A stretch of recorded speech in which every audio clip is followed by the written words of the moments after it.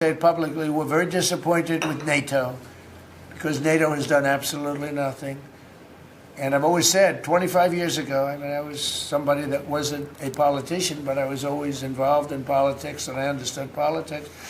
I said 25 years ago that NATO's a paper tiger, but more importantly that we'll come to the... क्या दुनिया का सबसे ताकतवर फौजी इत्तेहाद नेटो अपनी आखिरी सांसें ले रहा है?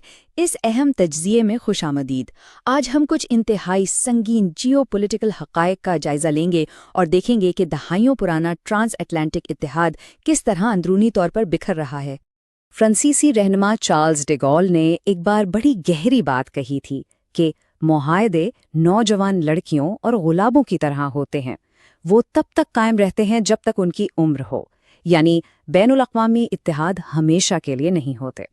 और हमारा आज का सोर्स मटेरियल बिल्कुल इसी मरकज़ी दावे पर खड़ा है कि नेटो जैसा नाकाबिले तस्ख़ीर समझे जाने वाला इत्तेहाद अब वाकई अपने आखिरी मराहिल में दाखिल हो चुका है। तो आपके जहन में ये सवाल ज़रूर आ रहा होगा, क्या वाकई मग़रिबी इत्तेहादियों के दरमियान पड़ने वाली दरारें इस हद तक गहरी हो चुकी हैं कि उन्हें भरा नहीं जा सकता? क्या ये महज आर्जी इख्तिलाफात हैं या फिर एक मुस्तकिल ब्रेकअप? चलिए इसे तफसील से समझते हैं। पहला हिस्सा, ट्रांस अटलांटिक दरार। आइए इस पूरे मामले का थोड़ा सा तारीखी पस मंज़र देखते हैं ताकि समझ सकें कि ये सब शुरू कहाँ से हुआ। अगर हम टाइमलाइन पर नज़र दौड़ाएं तो 1991 में वार्सा पैक्ट के खात्मे के साथ ही नेटो के असल मकसद पर सवालिया निशान लग गया था।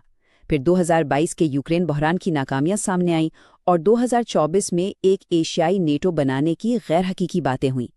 लेकिन इस तज्ज़िये के मुताबिक सबसे बड़ा धचका 2025 में ट्रंप की दूसरी मुद्दत सदारत के दौरान लगा, जिसने इस इत्तेहाद की बुनियादों को बुरी तरह हिलाकर रख दिया। दूसरा हिस्सा, दो तरफ़ा ताल्लुकात बमुकाबला लिबरल उसूल। अब ज़रा इन पॉलिसियों के नज़रियाती तसादुम को देखते हैं जो इस ज़वाल की असल वजह बनी। दरअसल यहाँ दो बिल्कुल मुख्तलिफ सोचें आपस में टकरा रही हैं। एक तरफ अमेरिकी हिकमत अमली है जिसका पूरा जोर ग्लोबलाइजेशन की मुखालिफत और खालिसतन लेन देन पर मबनी दो तरफा मुआहदों पर है, और दूसरी तरफ यूरोप का पूरा निज़ाम मगरबी लिबरल उसूलों और कसीरुजहती निज़ाम पर खड़ा है। This wave of globalization has wiped out totally our middle class. It doesn't have to be this way. We can turn it around, and we can turn it around fast. जाहिर है जब बुनियादी सोच ही अलग हो जाए तो एक ही रास्ते पर चलना नामुमकिन हो जाता है। इसे मज़ीद समझने के लिए 2025 की अमरीकी कौमी सलामती की हिकमत अमली यानी भर्ती और तौसी को देखना होगा। इसका सीधा सा मतलब ये था कि अमेरिका सिर्फ उन ममालिक के साथ शराकत दारी चाहता था जिनकी कदामत पसंद सोच उसकी सोच से मिलती जुलती हो। अब चूंकि नेटो के कई यूरोपीय ममालिक बाएं बाजू की तरफ झुकाव रखते हैं, इसलिए अमेरिका के ख्याल में उनके साथ चलना अब उसके मुफादात से मेल नहीं खाता। तीसरा हिस्सा, ईरान जंग का मुहर्रिक। अब हम उस वाक़े की तरफ आते हैं जिसने जलती पर तेल का काम किया और इन दरारों को दुनिया के सामने बेनकाब कर दिया। जब अमेरिका, इसराइल और ईरान का तसादुम शुरू हुआ तो यूरोपीय रहनुमाओं ने इस जंग का हिस्सा बनने से साफ इनकार कर दिया, क्योंकि उनसे तो मशवरा ही नहीं लिया गया था। ज़रा इन हक़ाइक़ को देखिए। यूरोप पर टैक्स लगाए गए, यूक्रेन की अमेरिकी इमदाद में बड़ी कटौती की गई, ग्रीनलैंड पर कब्ज़े की धमकियां दी गईं, और यूरोप को ये ख़दशा भी था कि ये जंग सरासर गैर कानूनी है।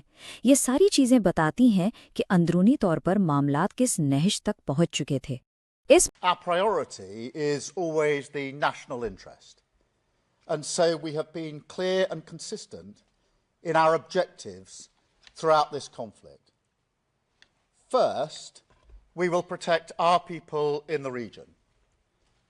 Second, while taking the necessary action to defend ourselves and our allies, we will not be drawn into the wider war.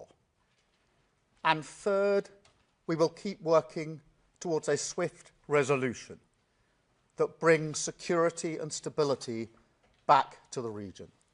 इस मौके पर अमरीकी सेनेटर मार्को रूबियो का ये बयान अमरीकी गुस्से और मायूसी की बिल्कुल सही अक्कासी करता है।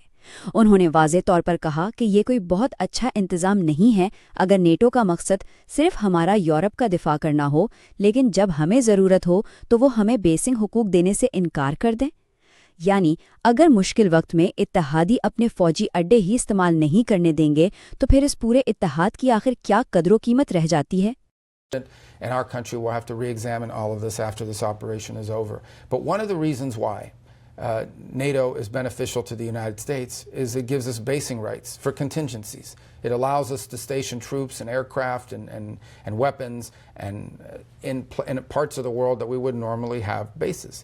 And that includes in much of Europe. And to see that in a time of need, the United States has identified a grave risk to our national security and our national interests, and we needed to conduct this operation. And we have countries like Spain, a NATO member, that we are pledged to defend, denying us the use of their airspace and bragging about it, denying us the use of their bases. And there are other countries that have done that as well. And so you ask yourself, well, what is in it for the United States? And I've been a big supporter of چوتھا حصہ، اسرائیل، ترکی اور NATO. یہاں سے ہم Jio politics کی بساط پر موجود ایک اور انتہائی پیچیدہ علاقائی تناؤ کی طرف بڑھتے ہیں۔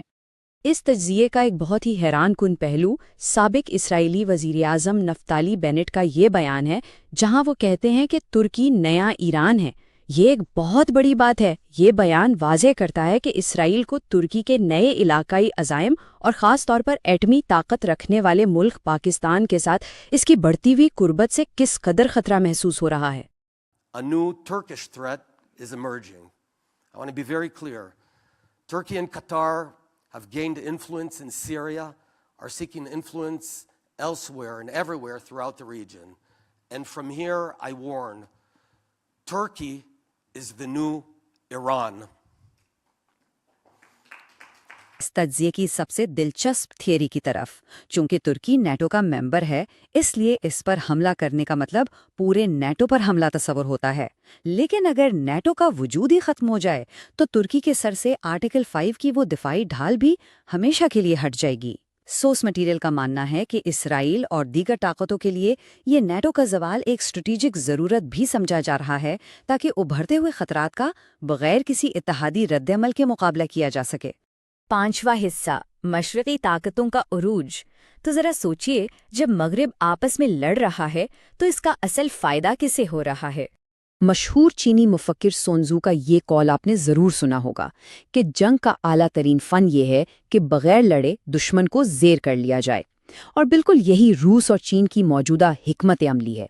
وہ بڑی خاموشی سے دیکھ رہے ہیں کہ کس طرح مغربی طاقتیں مشرق وسطی کی مہنگی جنگوں اور آپسی اختلافات میں خود کو کمزور کر رہی ہیں۔ انہیں اپنا عالمی اثر و رسوخ بڑھانے کے لیے ایک گولی بھی نہیں چلانی پڑ رہی۔ ذرا اس ڈیٹا پر ایک نظر ڈالیں، یہ کسی کلاسیفائڈ بریفنگ کی طرح لگتا ہے۔ یہ ان انتہائی سخت آپریشنل پابندیوں کی فہرست ہے جو امریکہ کے اپنے اتحادیوں نے اس پر لگائی تھیں۔ فضائی حدود اور ملٹری بیس کے استعمال کی درخواستیں اسپین، فرانس، برطانیہ اور اٹلی نے مسترد کر دیں۔ آبنائے ہرمز کے لیے بحری افواج مانگنے پر بھی یورپی اتحادیوں نے صاف انکار کر دیا۔ یہ کوئی معمولی بات نہیں ہے، یہ اتحاد کے ٹوٹنے کا عملی ثبوت ہے۔ تجزیہ کار اس تمام صورتحال کو ایک ناقابل واپسی طلاق قرار دیتے ہیں۔ ان کا ماننا ہے کہ اب چاہے نیٹو باقاعدہ طور پر ختم ہو جائے یا بس یوں ہی نام کا رہ جائے اور عملی طور پر بکھر جائے، جو نقصان ہونا تھا وہ ہو چکا ہے۔ یہ ایک ایسا رشتہ ہے جہاں سے اب واپسی کا کوئی راستہ نہیں بچا۔